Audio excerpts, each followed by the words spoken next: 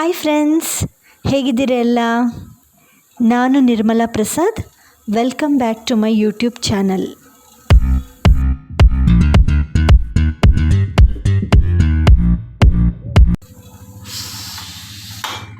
November December ಬಂದುಬಿಟ್ರೆ ಹಸಿ ಕಾಳಿನ ಸೀಸನ್. ಅವರೆಕಾಯಿ, ಹಸಿ ಬಟಾಣಿ, ತೊಗರಿಕಾಯಿ ಹೀಗೆ. ಸೊ ಇವತ್ತು ನಾವು ಹಸಿ ಬಟಾಣಿ ಯೂಸ್ ಮಾಡಿಕೊಂಡು ಚಿತ್ರಾನ್ನ ಮಾಡೋಣ ಬನ್ನಿ. ಈಗ ನಾನು ಅನ್ನಕ್ಕಿಟ್ಟಿದ್ದೀನಿ. ಇದನ್ನು ಒಂದು 2-3 ವಿಷಲ್ ಹಾಕ್ಸೋಣ. ಕುಕ್ಕರ್ ಕೂಗಿ ಕೂಲ್ ಆಗೋ ಹೊತ್ತಿಗೆ ಚಿತ್ರಾನ್ನದ ಗೊಜ್ಜು ರೆಡಿ ಮಾಡಿಬಿಡೋಣ.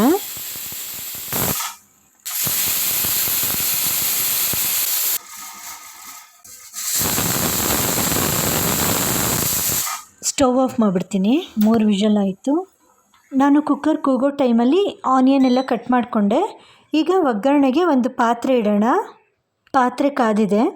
ಈಗ ನಾನು ಸುಮಾರು ಒಂದು 6-7 ಸ್ಪೂನು ಎಣ್ಣೆ ಹಾಕಿದ್ದೀನಿ. ಎಣ್ಣೆ ಕಾದಿದೆ. ಈಗ ನಾನು ಒಂದು 2 ಸ್ಪೂನಷ್ಟು ಸಾಸಿವೆ ಹಾಕ್ತಾಯಿದ್ದೀನಿ. ಸ್ಪೂನ್ ಚಿಕ್ಕದಾಗಿರೋದ್ರಿಂದ 2 ಸ್ಪೂನ್ ಸಾಸಿವೆ ಹಾಕಿದೆ. ಸಪೋಸ್ ಸ್ಪೂನ್ ದೊಡ್ಡದಾಗಿದ್ದರೆ 1 ಸ್ಪೂನ್ ಸಾಸಿವೆ ಸಾಕು.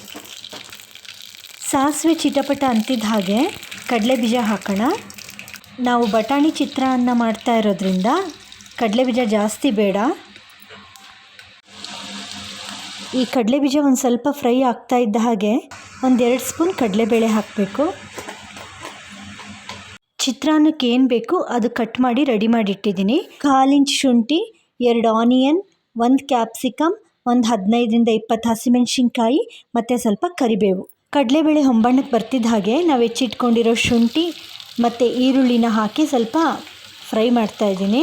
ಈರುಳ್ಳಿ ಒಂದು ಸ್ವಲ್ಪ ಈ ಥರ ಫ್ರೈ ಆದಮೇಲೆ ಇದಕ್ಕೆ ಕರಿಬೇವು ಮತ್ತು ಉದ್ದುದ್ದ ಹೆಚ್ಚಿಟ್ಕೊಂಡಿದ್ದೀವಲ್ಲ ಹಸಿಮೆಣ್ಸಿನ್ಕಾಯಿ, ಅದನ್ನು ಹಾಕಿಬಿಟ್ಟು ಫ್ರೈ ಮಾಡಬೇಕು. ಬಟಾಣಿನ ತೊಳೆದು ಕ್ಲೀನ್ ಮಾಡಿ ಇಟ್ಕೊಂಡಿದ್ದೀನಿ. ಇವಾಗ ನಾವು ಈ ಹಸಿ ಬಟಾಣಿನ ಇದಕ್ಕೆ ಆ್ಯಡ್ ಮಾಡೋಣ. ಬಟಾಣಿ ಬೇಗನೆ ಬೆಂದೋಗುತ್ತೆ. ಏನೊಂದು 2-3 ನಿಮಿಷ ಬಾಡಿಸಿದ್ರೆ ಸಾಕು. ಇದಕ್ಕಿಂತ ಕ್ವಿಕ್ಕು ಕ್ಯಾಪ್ಸಿಕಮ್, ಹಾಗಾಗಿ ನಾವು ಕ್ಯಾಪ್ಸಿಕಮ್ನ ಲಾಸ್ಟಲ್ಲಿ ಹಾಕೋಣ. ಒಂದು 2-3 ನಿಮಿಷ ಈ ಥರ ಕೈ ಆಡಿಸಿ. ಈ ಹಂತದಲ್ಲಿ ನಾವು ಹೆಚ್ಚಿಟ್ಕೊಂಡಿದ್ದೀವಲ್ಲ ಕ್ಯಾಪ್ಸಿಕಮ್, ಅದನ್ನು ಒಗ್ಗರಣೆಗೆ ಆ್ಯಡ್ ಮಾಡೋಣ. ಮತ್ತು 2-3 ಚಿಟಿಕೆಯಷ್ಟು ಅರಿಶಿನ ಹಾಕಿಬಿಟ್ಟು ಚೆನ್ನಾಗಿ ಮಿಕ್ಸ್ ಮಾಡಿ.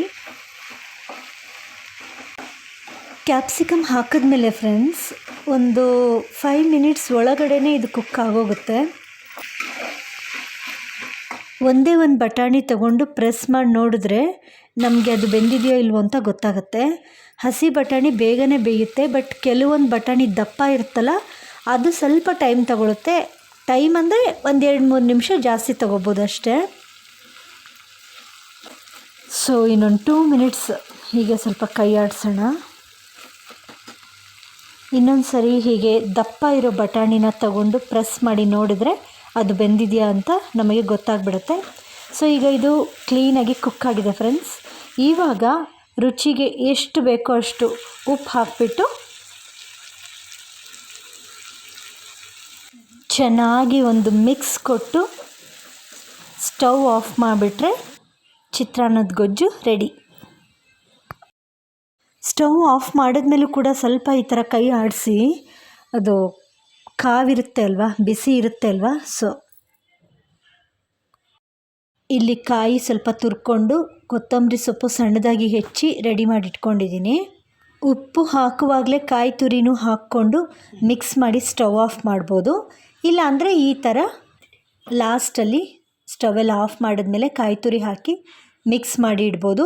ಕೊತ್ತಂಬರಿ ಸೊಪ್ಪು ಕೂಡ ನಾನು ಒಗ್ಗರಣೆಗೆ ಹಾಕಲ್ಲ, ಯಾಕೆಂದರೆ ಅದು ಬಿಸಿಗೆ ಒಂಥರ ಕಲರ್ ಚೇಂಜ್ ಆಗುತ್ತೆ. ಸೊ ನಾನು ರೈಸ್ ಮಿಕ್ಸ್ ಮಾಡುವಾಗ ಕೊತ್ತಂಬರಿ ಸೊಪ್ಪು ಹಾಕಿ ಮಿಕ್ಸ್ ಮಾಡ್ತೀನಿ, ನೋಡೋದಕ್ಕೆ ಚೆನ್ನಾಗಿರುತ್ತೆ ಕಲರ್ಫುಲ್ಲಾಗಿ ಅಂತ. ಕುಕ್ಕರು ಕೂಲಾಗಿದೆ. ಈಗ ರೈಸ್ನ ಬೇರೆ ಒಂದು ಪಾತ್ರೆಗೆ ತಗೊಂಡು ಮಿಕ್ಸ್ ಮಾಡೋಣ.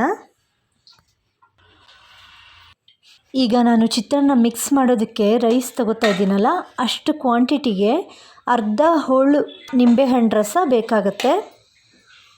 ನಿಂಬೆಹಣ್ಣು ಹಿಂಡುವಾಗ ಒಂದೊಂದು ಸರಿ ಆ ಬೀಜ ಬಿದ್ದುಬಿಡುತ್ತೆ, ನೋಡಿಕೊಂಡು ನೀವು ರಸ ಮಿಕ್ಸ್ ಮಾಡಿ. ಇಲ್ಲಾಂದರೆ ತಿನ್ನುವಾಗ ಏನಾದ್ರು ಆ ಬೀಜ ಸಿಕ್ಕಿಬಿಟ್ರೆ ಕಹಿ ಆಗುತ್ತೆ. ಆಮೇಲೆ ಹುಳಿನೂ ಅಷ್ಟೇ, ಕೆಲವ್ರಿಗೆ ಜಾಸ್ತಿ ಇಷ್ಟ ಆಗುತ್ತೆ, ಕೆಲವ್ರಿಗೆ ಕಮ್ಮಿ ಇಷ್ಟ ಆಗುತ್ತೆ. ಹಾಗಾಗಿ ನಿಂಬೆ ರಸ ನೋಡಿಕೊಂಡು ಹಾಕ್ಕೊಳ್ಳಿ. ಲೆಮನ್ ಜ್ಯೂಸ್ ಹಾಕಿ ರೈಸ್ನ ಈ ಥರ ಒಂದ್ಸರಿ ಮಿಕ್ಸ್ ಮಾಡಿಕೊಂಡು ಆಮೇಲೆ ಚಿತ್ರಾನ್ನದ ಗೊಜ್ಜು ಹಾಕೋಣ. ಸೊ ದಟ್ ಅನ್ನ ಉದ್ರುದ್ರವಾಗಿರುತ್ತೆ.